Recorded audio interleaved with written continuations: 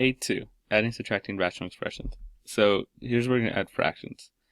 And if you remember from grade school, to add fractions, you need a common denominator. So that's the first thing we're going to talk about. How to find a common denominator of numbers and polynomials. Now it's actually the same rule for both, which is you take one of each. Take one of each. And then two, if they're two the same, if two similar, take the bigger. And that's how you find a LCM, or lowest common denominator. So let's see what I'm talking about. So let's do numbers. Let's go 6 and 8. Right? One way to do the LCM, the way you probably learned in grade school, is you just kind of list out all the possible multiples. So 6, 12, 18, 24, 30, blah, blah, blah, blah. Then you do 8, 16, 24, and you're like, wait, these match. That's the lowest common multiple, or lowest common denominator if you're adding fractions. So that's one way to do it, right? But that gets cumbersome when you have big numbers. The system way of doing it is just you prime factor both of them. So this is a 2 times 3. 8 is going to be 2 times 4, and 2 times 2. So 6 is 2 times 3, and 8 is 2 cubed. And what we do is what I said. We're going to take one of each. So I need a 3, and I need a 2. And now there's two of the same, so you pick the higher one. And that's going to be your lowest common multiple. 3 times 2 cubed. If we actually did that, 3 times 8, 24. So that's the process. Take one of each. Once you prime factor, I probably should put prime factor. Kind of an important deal. So once you prime factor it, then you take one of each, and if there's two of the same, take the higher one. Same rule applies if there's polynomials. If I give something like x minus 3, and let's do it with variables first.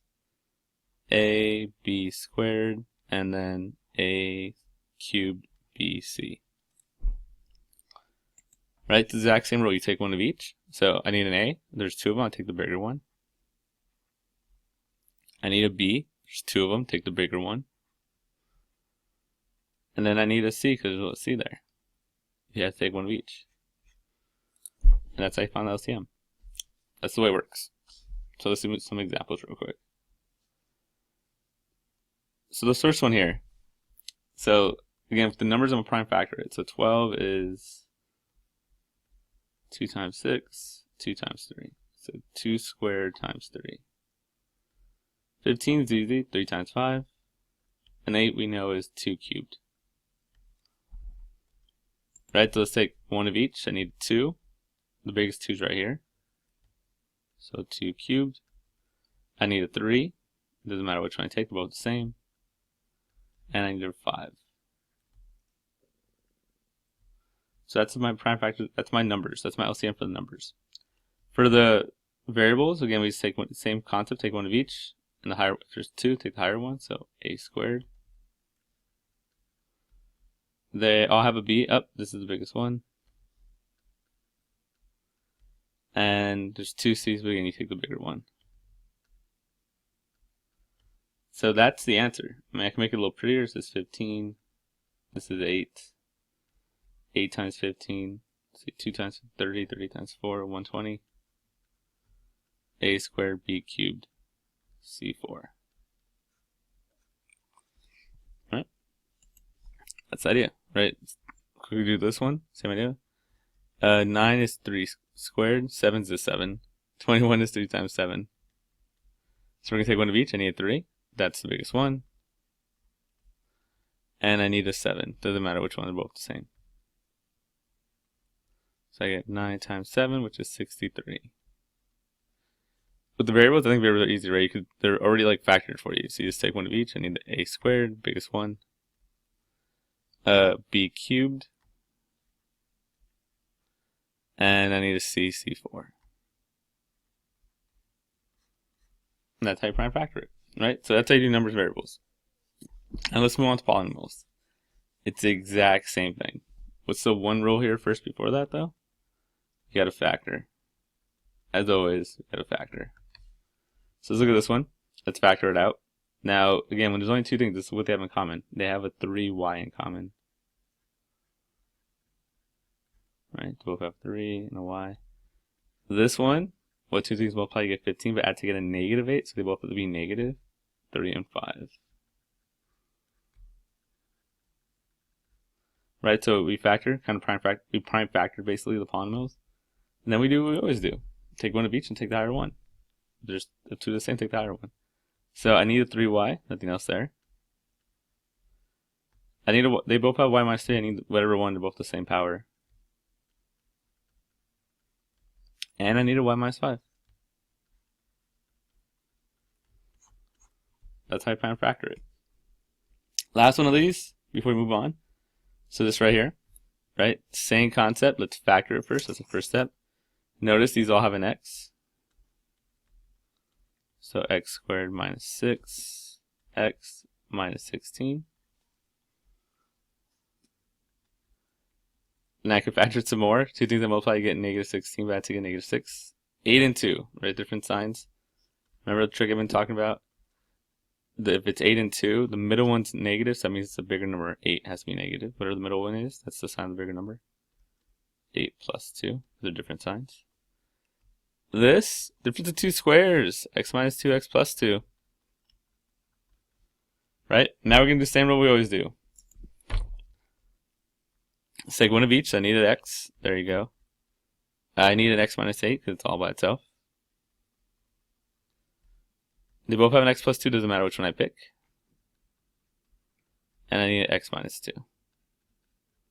And that monstrosity is our LCM. So that's how I find LCM. Next up, how do we add fractions? Okay, adding and subtracting fractions. It's just like we always did, right? Always done. You need a common denominator, right? So this is like in grade school, if I give you this plus, I don't know, 3 over 4. You're going to need to find a common denominator first. In this case, common denominator is 20. We just both think, okay, 5 times 4. So I need a 20, and a 20. The way we get it, right, we multiply both top and bottom, because that's a 1, by the same number. So 12. Multiply both top and bottom by the same number. So 15. And we get 27 over 20, which is what we like. We like improper fractions. Right, we're going to do the same thing if I put variables there. If I make it, I don't know, 3 over a plus, let's put a squared, make it a little fancy, 2 over ab. It's going to be the exact same idea. You're going to go, okay, what's the lowest common denominator? Now remember we talked about this, you take one of each, so I need a squared. Right, they both have an a, but you take the bigger one, and then, oh, this has a b, so you need a b. Right, and you're like, how do I get this to have the b? Well, multiply both top and bottom by the b. How do you get this to have a squared b? Well, it's missing an a, so multiply both top and bottom by an a. And then you combine it. I can't do anything with the top besides rewrite it. That's just the way it is. And you get this, right? Same concept, just now applying it to variables and stuff. So let's do a few examples. So look at this first one here, right? Now, honestly, the way I do this is I just kind of think, what's it missing? That's how I find my LCM when it's like this. I have a 5. I need to get to a 10, right? So it's missing. Okay. So let's find LCM, sorry. So this is LCM is 10. We need one of each. 5 and 10. They both go to 10. I got a cubed and a. So I take the bigger one. I got b squared and b, take the bigger one.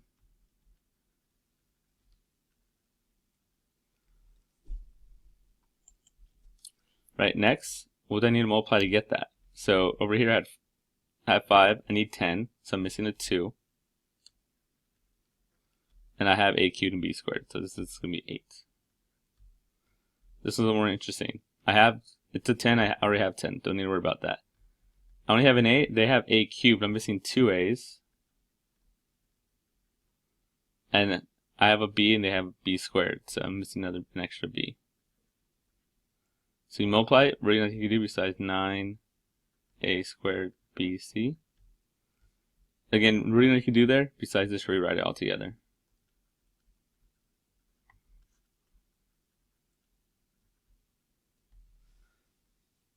But again, same concept, find the common denominator, and then just what do you multiply to get that common denominator.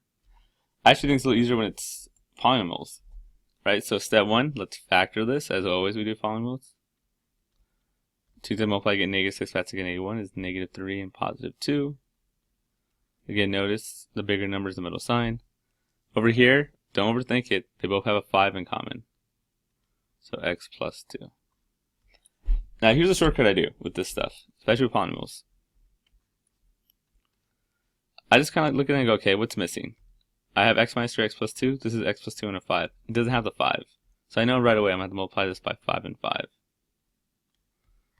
And if you want to distribute, you get 5x minus 5. And then my bottom's going to be that. And then you look at this one, he's like, okay, what's missing from that thing? Well, it has a 5 now. It has x plus 2. It doesn't have the x minus 3. So multiply by x minus 3. That's my little shortcut. Multiply by what you need to get. Now here, 2 choices. You can leave the minus sign there and then distribute the 4. I see a lot of people actually mess that up. So what I do is I like to combine these two. Let's distribute the negative 4, so it becomes a negative 4x. Negative 4 times 3, very important, don't forget that one, plus 12. All over this. And then, we got like terms like 5 and the 4, which is 1x. Negative 5 and 12 is 7. And I get all this over our common denominator. Again, we're going to do none of this, but that's the general idea. I like to factor, right? And then I just kind of think, okay, what's missing? I need a 5, so multiply top and bottom by 5. Over here, what's missing? I need the x minus 3. Top and bottom by x minus 3. Then just add it. I can actually do the same thing here. But when it's numbers, I think it's a little easier to just find LCM. When it's polynomials, it's easier to figure out what's missing. With numbers and stuff, I think LCM is probably the best way to go. So we're going to do that here. Right, let's find the LCM or LCD. I got 3 and 5, so the only thing they both go into is 15. So again, with numbers, I think it's a little easier to do this. And then you go to your variables. I have an x, and an x. You take the biggest one.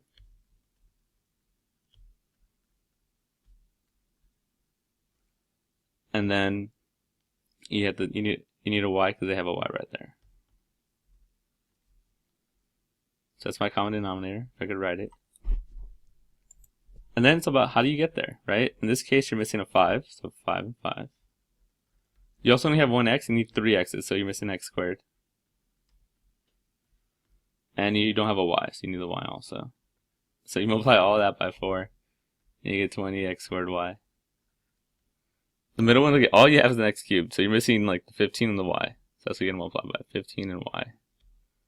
8 times 15, I feel like I did this earlier, 120.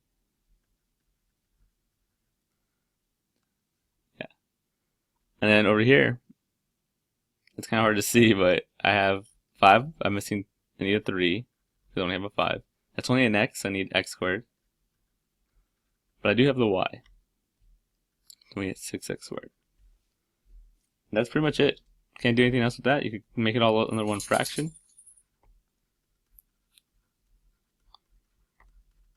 That's all you could do with that.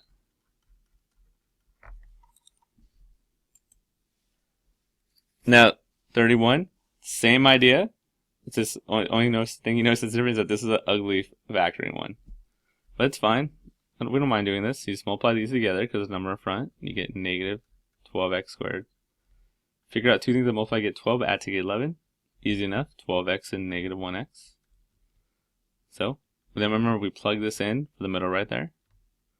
So 2x squared plus 12x minus 1x minus 6. These both have a 2x in common.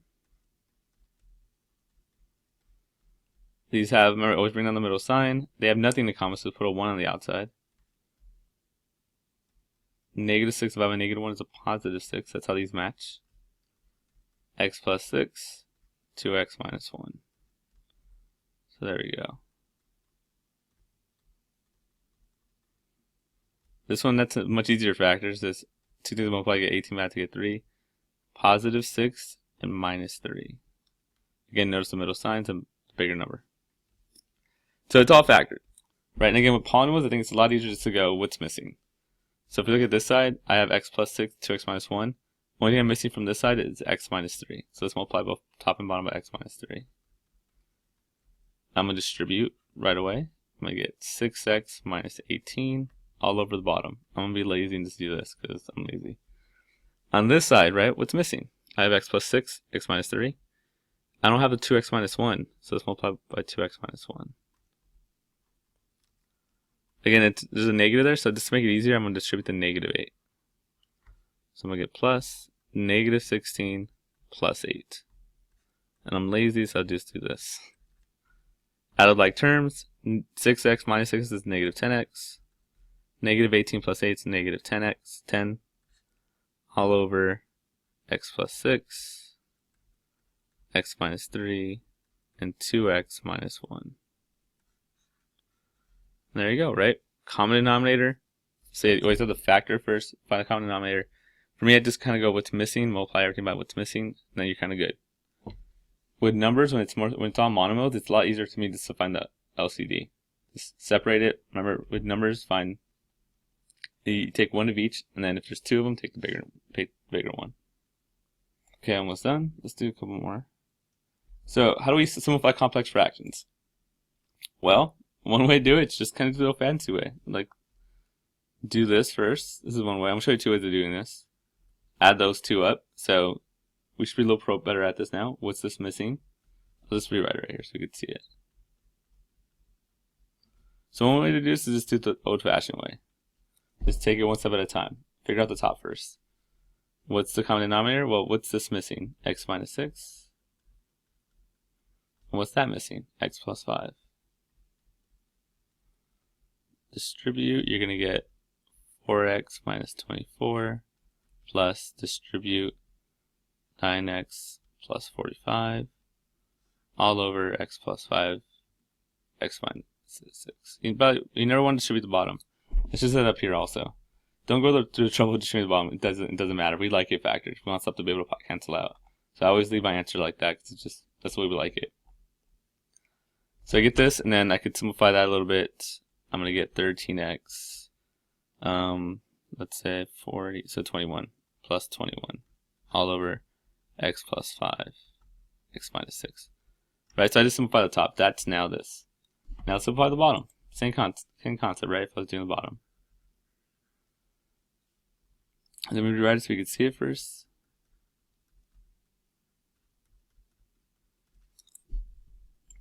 So again, this is one way to do it. You just go, okay, what's missing? Minus 6, x minus 6. It should be a minus. Distribute, you get 5x plus 25 against minus 6. So negative 8x plus 48 to the minus 6. All over the bottom. Add like terms, you're going to get negative 3x, 25 plus 48. So 50 plus 25 is 75 minus 30, so 73. Plus 73 all over x minus 6, x plus 5. Right, so we get that. Now it's a complex fraction. We dealt with those before. This is just a divide sign. So you just rewrite it. You get 13x plus 2 over x plus 5, x minus 6. Divided by, so I'm just going to skip a step here, right? You're dividing by this, so we're going to flip it and multiply. That's what dividing does. You flip it and multiply. So it's going to be, you're going to multiply by the reciprocal. That's for dividing. And look what happens. These cancel out. And you get 13x plus 2 all over negative 3x plus 73. Which is the answer. Right, so that's one way to do it. One way to do it is this old-fashioned way. Just take it one step at a time. Simplify the top, do what we've been doing. Simplify the bottom, do what we've been doing. You get this complex fraction, and once you do that, you just rewrite it, right? Divide means multiply by reciprocal, and then sub-cancels. That's one way to do it. Other way to do it is by multiplying everything by the LCD.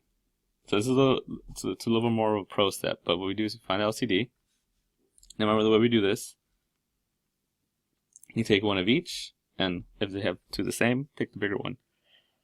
In this case, it's all LCD is x plus 5, x minus 6. So what we're going to do is multiply both top, it's a fraction, so we'll multiply top and bottom by 1 by the LCD. So this is a faster way of doing it. Right, it's a fraction that's 1, so you can multiply a fraction by any one all you want. And we're going to distribute this. Now remember, we're doing it to both of them. This top one here, the x plus 5s would cancel. And you just get 4 times x minus 6. The one right here, the x minus 6s would cancel. And you get 9 times x plus 5.